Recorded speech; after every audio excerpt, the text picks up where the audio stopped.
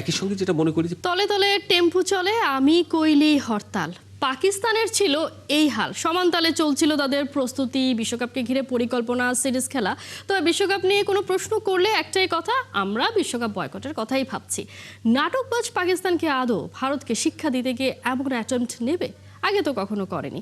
ভারত যখন নিউট্রাল ভেন্যুতে champions trophy খেলতে গেল, জার্সিতে রাখতে চায়নি হোস্ট পাকিস্তানের নাম। আইসিসিও মেনে নিয়েছিল তাদের সব আবদার। এবারে যখন পাকিস্তান করলো আবেদন, ডিনাই করে দিল আইসিসি। বুকে ভারতের নাম নিয়েই হলো তাদের জার্সি আনভেইলিং। সেই পাকিস্তান হয়ে গেছে সাহসী, দেখিয়ে দিয়েছে আইসিসিকে বিশ্বকাপ বয়কট করবে না, তবে খেলবে না ভারতের বিপক্ষে হাই ভোল্টেজ ম্যাচটা। আইসিসির তো মাথায় হাত। পাকিস্তানের বিপক্ষে এবার আসতে পারে একাধিক নিষেধাজ্ঞা। কি কি হতে পারে পাকিস্তানের ক্রিকেটে, বা এখন আসলে কি অবস্থা বিরাজ করছে ক্রিকেট দুনিয়ায়, সব কিছু নিয়ে আমরা কথা বলতে চাই। আমাদের সাথে স্টুডিওতে আছেন সিনিয়র ক্রীড়া সাংবাদিক সেকান্দার আলী। শুভ সকাল। আপনার কাছেই প্রথমে জানতে চাই, আপনি ভেবেছিলেন যে পাকিস্তান এই ধরনের একটা ঘটনা ঘটিয়ে ফেলবে? একটা ইঙ্গিত কিন্তু ছিল। পাকিস্তানের যে ক্রিকেট বোর্ডের চেয়ারম্যান রয়েছেন নাকভি সাহেব, তিনি কিন্তু প্রথম থেকেই বলে এসেছেন, কয়েকটা বিকল্প রেখেছিলেন এবং পাকিস্তান সরকারের সঙ্গে যখন তিনি আলোচনা করেছেন, তখন একটা না একটা কিছু করতে হবে বাংলাদেশের পক্ষে সমর্থন দেওয়ার জন্য।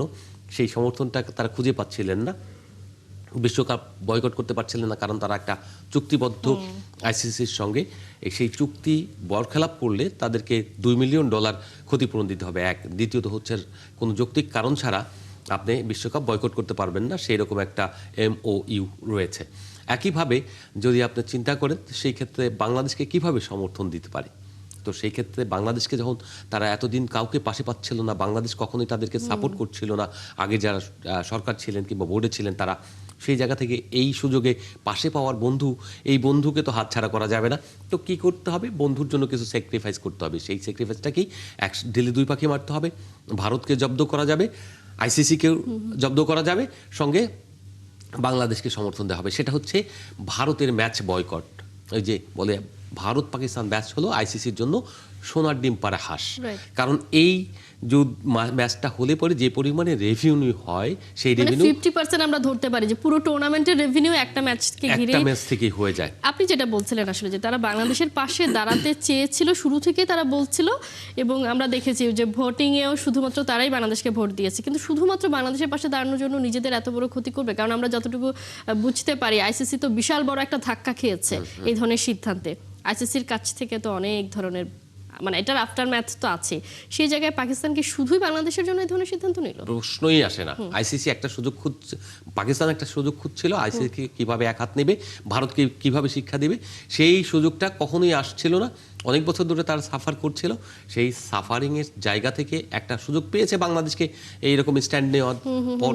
তো সেই স্ট্যান্ডের পরে তারা যেটা করলো সেটা হচ্ছে যে এবার একটা সুযোগ কাজে লাগাই এবং ভারতকেও শিক্ষা দেই, সঙ্গে সঙ্গে আইসিসিকেও। আইসিসি, তুমি যে আমার উপরে নির্যাতন করেছো, আমাকে এক পেশে করে রেখেছো, সেই প্রতিশোধটা আমি নিয়ে নেব। নিয়ে নেওয়ার এখন তারা ঘোষণা করেছে ভারতের বিপক্ষে যে ম্যাচটা শ্রীলঙ্কায় তারা খেলবে না, গ্রুপ ম্যাচ। কিন্তু প্রশ্ন হচ্ছে, সুপার এইটে যাওয়ার পরে তাদের ম্যাচটা কি হবে, এক।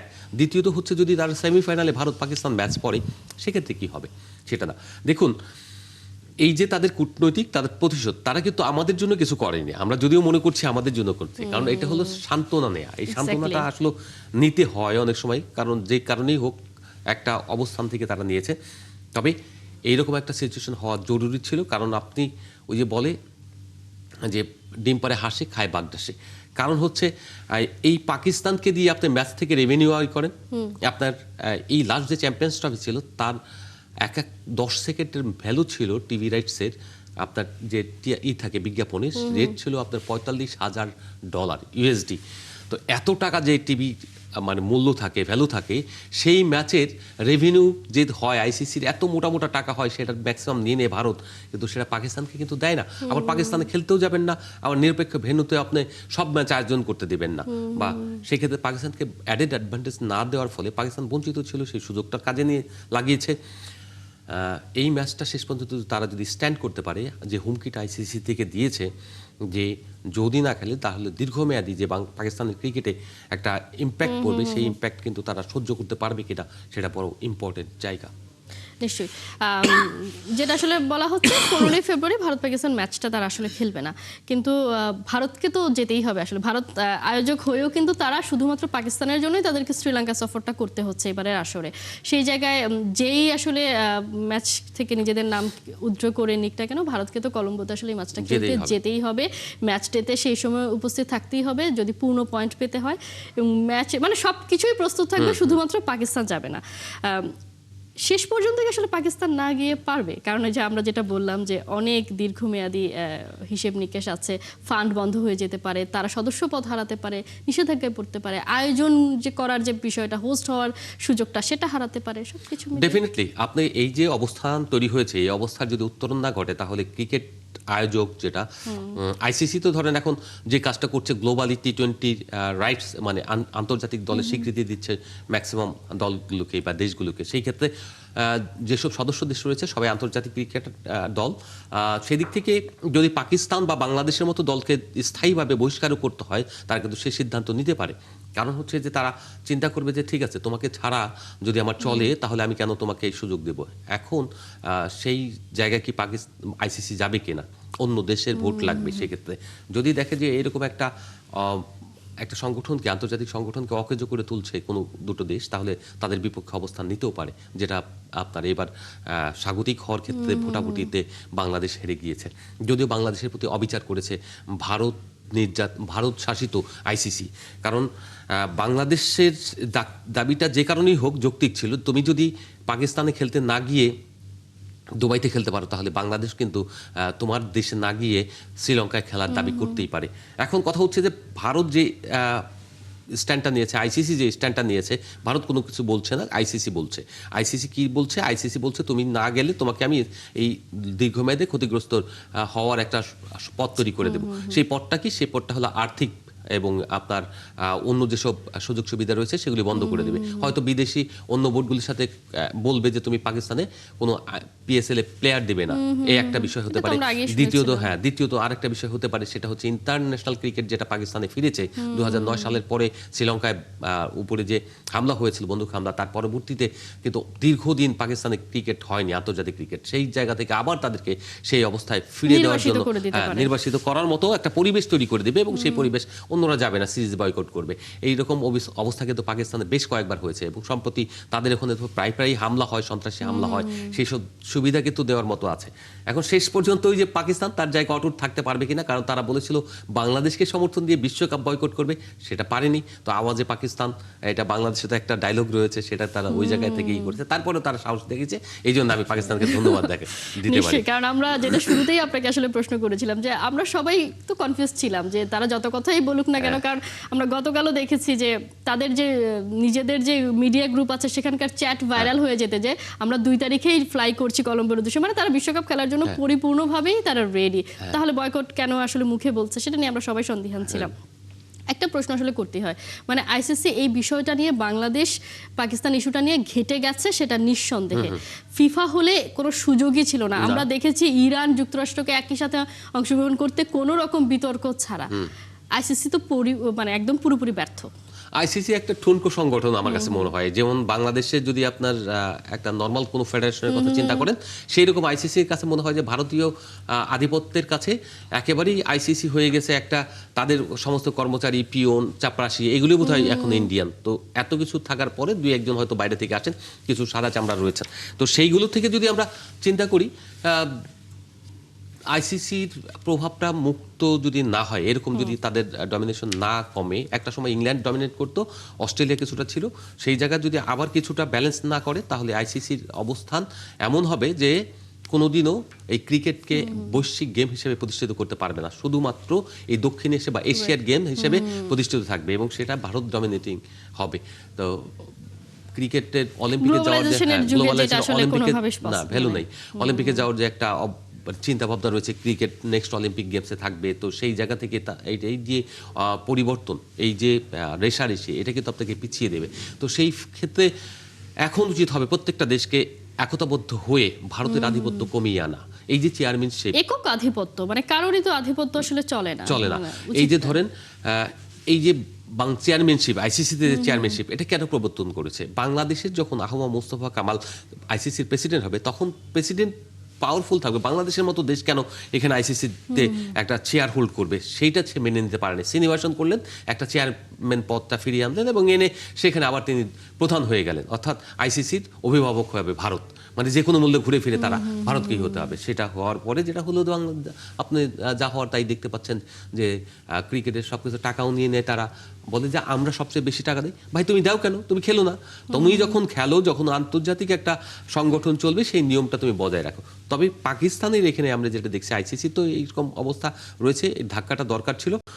একই সঙ্গে যেটা মনে করি যে পাকিস্তান কিন্তু খুব স্মার্টলি পুরো প্রক্রিয়াটাকে ডিল করেছে। তাদের সরকারের ঘাড়ে বন্দুক রেখে তারা বোর্ড কিন্তু পিসিবি কিন্তু কোনো রকম ডিক্লেয়ার দেয়। বাংলাদেশ যেমন লাফিয়েছে, বাংলাদেশের প্রেসিডেন্টকে আমরা দেখেছি সবসময় বলেছে আমরা যাবো না সন্ত্রাসী দেশ, ভারতে অনেক কিছু হয়েছে। ভাই তোমার বলা দরকার কি? সরকারের ঘাড়ে বন্দুক রেখে সরকারদের বলাও। যেমন পাকিস্তান সুন্দর করে বলে দিয়েছে আমাদের তাদের সরকার টুইট এবং করে তাদের দিয়েছে যে টুইটটা সেটা তো আসছে গভর্নমেন্ট থেকে। তো আলটিমেটলি হচ্ছে কি আপনার স্মার্টনেসটা কোন জায়গায়? তারা যে পাকিস্তানের লোকজন যে আমাদের চেয়ে অনেক বেশি স্মার্ট, সেটা কিন্তু আমরা প্রতিনিয়ত দেখতে পাচ্ছি। নিশ্চয়ই কূটনৈতিক ক্ষেত্রে তারা অনেক বেশি এগিয়ে। না হলে যে জায়গাটা আমরা ভারতের কাছে হেরে গেছি, আমরা তো আসলে আইসিসির কাছে হারিনি, ভারতের কাছে যে জায়গায় হেরেছে সেই জায়গায় হয়তো আমরা জিতেও ফিরতে পারতাম। আজকে হয়তো বাংলাদেশ বিশ্বকাপে খেলতেও পারতাম আমরা, যদি শুধুমাত্র আমরা একটু বুদ্ধি করে হয়তো এই গেমটা খেলতে পারতাম। যাই হোক, দেখা যাক। আমরা 15ই ফেব্রুয়ারির অপেক্ষায় আছি যে আলটিমেটলি, কারণ পাকিস্তানকে কোনো শেষ বেলা পর্যন্ত আসলে ভরসা করা যায় না। পাকিস্তান নিজেদেরকে এমন জায়গায় নিয়ে গেছে। আমরা একটু দেশের ক্রিকেট নিয়ে আলোচনা করতে চাই। অদম্য ক্রিকেট টুর্নামেন্ট নামে একটা টি20 টুর্নামেন্ট বিসিবি আনছে, মানে ক্রিকেটকে দমিয়ে রেখে অদম্য একটা টুর্নামেন্ট। এবং সেখানে আমরা দেখছি গতকাল তাওহিদ হৃদয়ের একটা স্ট্যাটাস নিশ্চয়ই আপনার চোখে পড়েছে যে ক্রিকেটার এখন ফুটবল বিশ্বকাপের প্রিপারেশন নিচ্ছে। অনেকটা মক করেই বলেছেন, হয়তো হতাশা থেকেই বলেছেন। কেমন দেখছেন? বা এটা করে অনেকে দুধের স্বাদ ঘোলে মেটাতে চাচ্ছে সেটা বলছে, কিন্তু আদৌ কি আসলে হয় কিনা? এটা হলো বাংলাদেশের বিশ্বকাপ, বাংলাদেশের টি20 বিশ্বকাপ। কারণ এটা হলো, আমি যতটুকু জেনেছি, বা যে আসিফ নজরুল সাহেব যিনি এখন ক্রীড়া উপদেষ্টা, তিনি নির্দেশনা দিয়েছেন বাংলাদেশ ক্রিকেট বোর্ডকে একটা টুর্নামেন্ট করতে হবে। সেটা 3 দিনের একটা স্লট, 7 তারিখে যে বিশ্বকাপ শুরু হবে সেটা যেন বাংলাদেশের মানুষ না বুঝতে পারে, না জানতে পারে। শুধুমাত্র এই যে টি20 টুর্নামেন্টটা হবে, এটা নিয়ে সবাই মেতে থাকবে, একদম সমস্ত কিছু ফেলে দিয়ে, কাজকর্ম ফেলে দিয়ে শুধুমাত্র এই খেলাটাই দেখবে। এবং টিকিটের দাম রেখেছে, একেবারে হুমড়ি খেয়ে পড়বে সবাই স্টেডিয়ামে ঢোকার জন্য। ভাই এরকম না, আপনি একটা টুর্নামেন্টে এরকম দরকার ছিল না। আপনি প্রিপারেশন, যেটা বিসিবি একটা পলিসি নিয়েছিল, এবং সেই পলিসি অনুযায়ী এখন যদি তাদের ফিটনেস ট্রেনিংটা করতো, তাহলে তাদের জন্য, বাংলাদেশের ক্রিকেটের জন্য আগামী 1 বছরের লাভ হতো। আপনি সেই পথটা বন্ধ করে দিয়ে একটা টুর্নামেন্ট যোগ করে চাপিয়ে দিলেন। এই বোর্ডের যে কোনো ক্ষমতা নেই, এবং এই বোর্ড যে মানে কোনো জায়গা থেকে পাপেট চালাচ্ছে সেই নির্দেশনা অনুযায়ী, যেটা বাংলাদেশের ক্রিকেটে অতীতে খুব একটা হয়নি, সেই জায়গা থেকে এখন তারা পারে না। কারণ হচ্ছে কি, আমাদের এখানে যারা আসছে, বোর্ড পুরোটা নিয়ন্ত্রণ করেছেন আগে যে উপদেষ্টা ছিলেন তার মাধ্যমে। এই তিনি চেয়ারে বসাই দিলে যা হয় আর কি। আমাকে যদি বসিয়ে দেন তাহলে আমি বসেই থাকবো, এবং আপনি যদি বলেন উঠো আমি উঠবো, আপনি যদি বলেন বসো আমি বসবো, সেই অবস্থা। তবে এই তাহিদ হৃদয় যেটা ক্ষোভ প্রকাশ করেছে, তাদের এই হতাশা বা ক্ষোভ প্রকাশ করা খুবই স্বাভাবিক। কারণ হলো, একটা বিশ্বকাপ, তার খেলার তো স্বপ্নই থাকে না? একটা ক্রিকেটারের স্বপ্ন থাকে, প্রত্যেকটা ফুটবলার যদি হয় ফুটবলারের স্বপ্ন থাকে। বিশ্বকাপ তো সবসময় আসে না। এখন আপনি এটা দেননি, তারপর একটা টি20 টুর্নামেন্ট করতে গেলেন। সামনে আমরা খেলবো ওয়ানডে টুর্নামেন্ট, যদিও সেটা 18 তারিখ থেকে বা 17 তারিখ থেকে সেই টুর্নামেন্ট বিসিএল এর মাধ্যমে সেই প্রিপারেশনগুলি হবে।